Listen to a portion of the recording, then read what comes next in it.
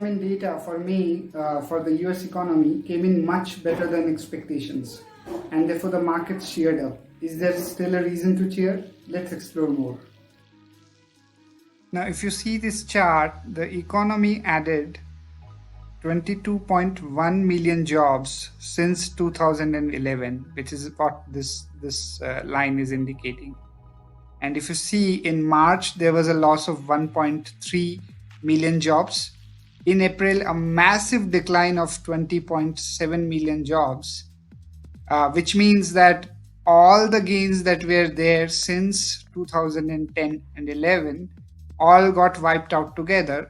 However, there has been seen some rebound in the May numbers, which has come in plus 2.5 million extra additions to the employment data in May.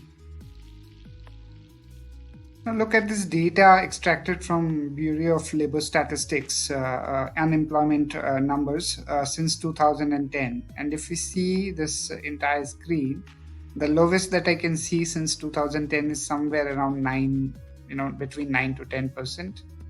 And if you see 2020 numbers, it was in April where there was a massive decline, 14.7%, and May, 13.3%.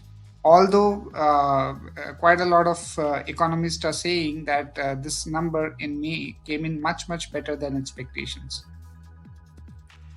Now, this is another interesting chart here, unemployment rate data since 1950. And if you see this chart, a lot of peaks and troughs, but there was one peak somewhere in 1984s, 83s, where it went above 10%.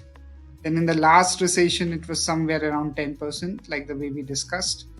And if you see the current numbers, it is currently hovering around 13.3%.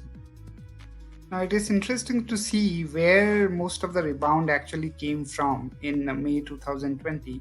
So as expected, a lot of rebound came from leisure and hospitality sector. So all the jobs that were gone temporarily with restaurants and hospitality sector closing down, there we see a huge rebound here.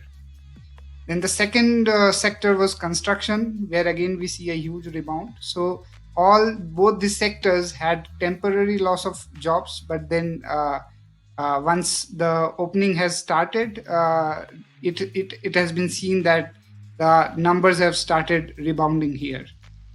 Another sectors to look at: retail, it was okay, neutral; manufacturing, education and health, business and professional services, very small rebound. So most of the rebound came from restaurants, hospitality and construction. Now, this is a snapshot from Trading Economics, and it's important to compare what the market was expecting and what the numbers came out.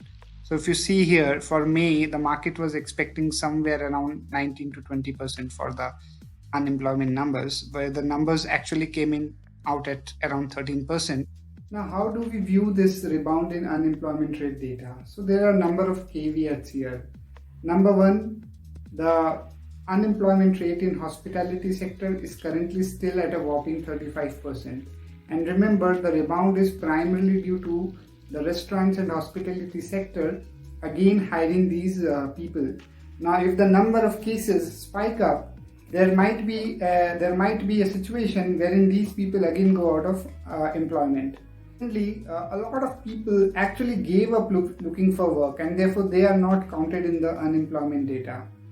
Again, that makes the data which comes out to be lower than what actually it is. Also, for the last few months, the Department of Labor has identified that the people are not filling up the survey very correctly. They are getting confused with the questions like whether they are unemployed due to family situation, vacations, etc., or they are unemployment due to coronavirus or a contingency situation. Unemployment rate has been welcomed by the markets. However, considering that this pace continues, it would take almost a year to reach to a level where we were once a year back.